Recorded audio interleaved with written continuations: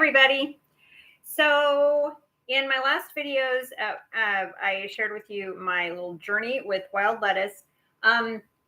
Here's the short of it is I don't think wild lettuce and dandelion are different things. I think things grow differently depending on where we are. And wild lettuce, just like I have badly planted other lettuces and found that they always bolt on me.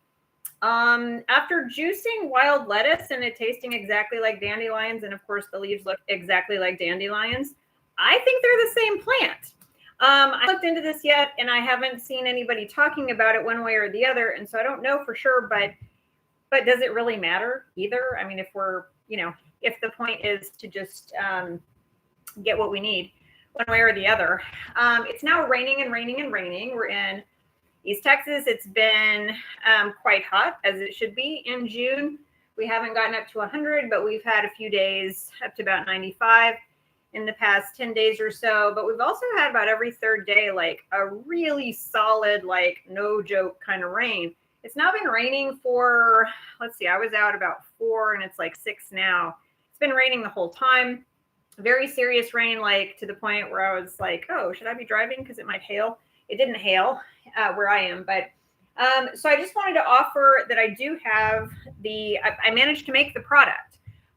People talk about the analgesic for wild lettuce. I don't know. I just took about a pea size. I didn't want to take it during the week in case it interrupted. I definitely do much better with herbal and kind of whole food products myself, but I also work full time. So since there's a soporific effect to this, as people tend to report, I didn't want to take it during the week for the first time, just in case.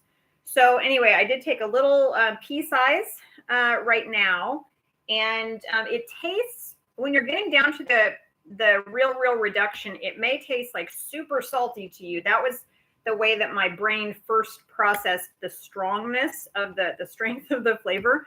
Now that it's all the way reduced and I can get all the flavors at once, I actually think it's just a heavy mineral content all the way around, which quite frankly could be why people sleep better with it, because number one, we're all malnourished and don't have enough minerals in our bodies to begin with at this point, but also and have a lot of the wrong ones, not enough of the right ones.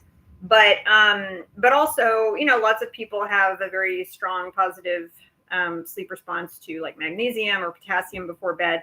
So I'm guessing there may be some action like that in there just from the flavors and like how long I've been working with minerals in my own life. So don't know that for sure yet, but this is how I did it. So you'll see lots of videos. I saw lots of videos that they involve people being, in their kitchen, like really watching the thing, make sure it doesn't boil, make sure it doesn't get beyond like a very low simmer. I'm incredibly bad at that. And I have memory issues. And so like, that's just not realistic for me. And as I mentioned in the previous videos, I have a gas stove, so it's even less likely that something will not overheat. So that was not something I was even going to gamble on. I've been here 2 years and I hadn't even thought about doing this process.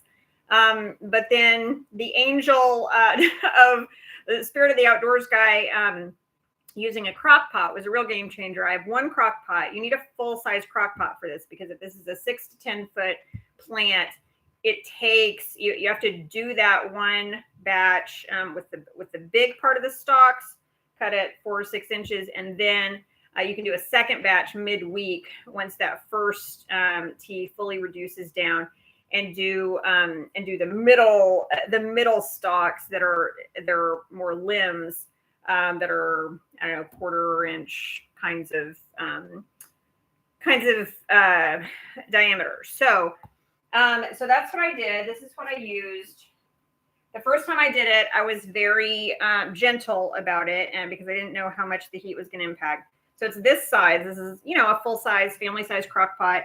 If you have one that's long, that's kind of oval shape instead of circle, that's kind of even better, because that means you won't have to cut up your stalks in as much, in as many pieces as I did, because I have to put them standing up, and you could put yours laying down. And that's in the other video. But what you do is you take, you put it on high for 4 to 6 hours, 3 to 6 hours, let's say.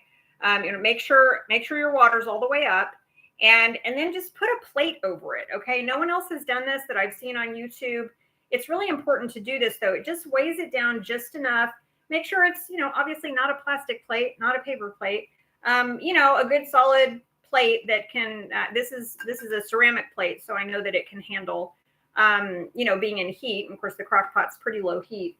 But just do that, and that makes really all the difference. Because once you do that, it's going to create a little bit of space between the Crockpot container and the lid, just enough to kind of start letting you know when the steam is coming up. And as soon as it's bubbling at all, which is about 4 to 6 hours in, it's very forgiving. It'll never boil on you. Then you take the lid off, and then you just let it go. Again, the first time I did it last week, it took me 3-4 days ultimately, because I was very wary of it and I didn't leave it on overnight, and I watched it carefully. But the second batch, I knew better what I could do. And once you take that lid off, just leave it. If you leave it about a day, it will come all the way down.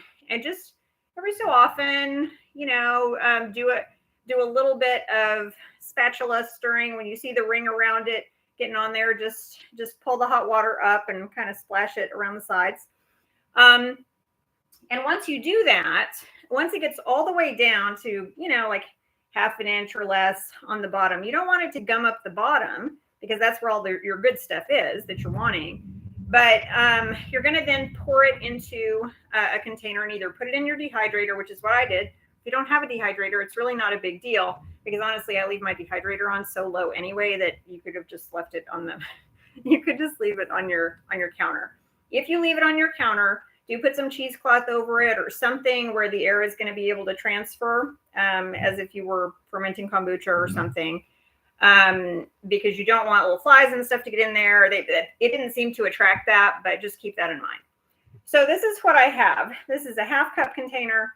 This is a 1 cup container, and you can see they basically have the same amount in them. This one looks like it's full, but it's not. It's really only like halfway full. It just had some shadow to it there.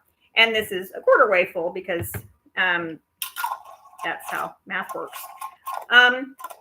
But so what that ends up giving you is essentially this plus this equals 4 ounces about.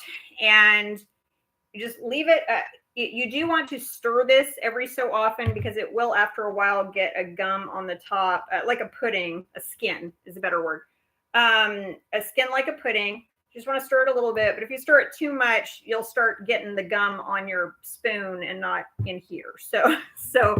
But people do all this scraping, and it's a very messy process for other people. It was not a messy process for me at all. All I did was rinse this out. I didn't even wash it. I just needed to rinse it. And I didn't get the sediment out, because I'm just going to do some more anyway. So that's all it was. It's basically 2 containers that you're using, 2 dishes that never even get dirty. This is the container that I harvested in, and that'll just be a quick spray rinse. So it's very minimal compared to the number of dirty dishes and gummy and resin and stuff on the other videos, which I just could not see me doing.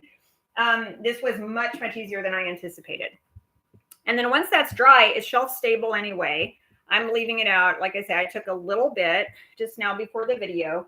It no longer tastes real salty to me, but it is strong. But I can taste the other flavors, the grassiness, the dandelionishness. So there's probably some potassium and magnesium and other vitamins that I'm gonna get from that. So it'll be interesting to see how it goes. But I just wanted to let you know that all of these ways that we're being taught that are very complicated create a lot of dishes, or you have to have a campfire or something, and you have to be in the kitchen eagle-eyeing it all the time and have a really good memory. You don't need to. You do need a crock pot if you're going to do this in the easy way. Get one at a thrift store, borrow one from somebody if you need to. But there's lots of crock pots roaming around the world. Don't use a small one, because you're not going to be able to do the process properly. And like I say, a whole crock pot's worth with a gallon of water ends you up with obviously make sure you're using really, really clean, is going to give you that 4 ounces from one plant. So we'll see how it goes. I hope that's helpful. I think, oh yeah, and I already gave you the tip on juicing those wild lettuce leaves. But also people have mentioned that they cook those. Now that I know that they're just dandelion leaves, of course you can do anything with them that you do with dandelion leaves. Unless your wild lettuce has little spikies on the bottom. And as I mentioned in my other videos, my wild lettuce actually doesn't have little spikies on the bottom. But as I mentioned too, well, I mentioned in a Facebook post, the we thought we were going to use the buds on the little flower buds with the teeny tiny little stems. Those did not tenderize when I sauteed them. So I'm going to take that video down. So you probably won't see that video if you come to this video tomorrow. That won't be there anymore, but everything else has checked out. So unfortunately had to throw out the buds. But I have so many of these. I don't usually harvest things with buds on them because the pollinators need them. But these were so big and there's so many flowers coming any minute because of the rain that it was okay this time. Okay, over and out. Bye.